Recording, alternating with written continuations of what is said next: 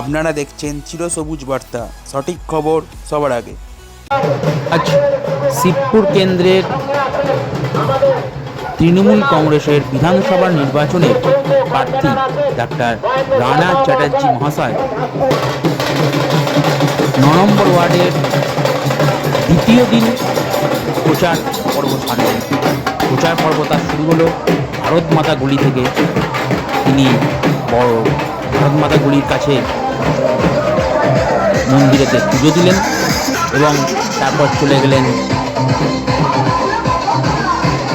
নটওয়াপাল road দিয়ে 9 নম্বর ওয়ার্ডে বাদবাকি জায়গায়।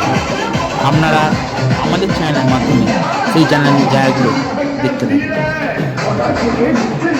তার প্রতিটা কোণে মানুষের জনসংযোগ এক অন্যতম পর্যায়ে পৌঁছে গেছে। সবাই তার উদ্দেশ্যে ফুল ছুঁড়ছিলেন, অনেক জায়গায় তাকে মালাও পরালেন এবং প্রার্থীকে বরণ করে নিলেন তুলধ্বনির মাধ্যমে সাধারণ জনগণ। এবং সাধারণ জনগণের কাছ থেকে তিনি আশীর্বাদও চাইলেন এবং চাইলেন আগামী 29শে এপ্রিল যে হাওড়ার শিবপুর বিধানসভা কেন্দ্রের ভোট রয়েছে তাতে যেন জনগণরা একে ভোট দিয়ে বিপুল পরিমাণে রানা চ্যাটার্জি জয়যুক্ত করতে পারেন। সেই আশীর্বাদও তিনি সাধারণ মানুষের কাছ থেকে চাইলেন।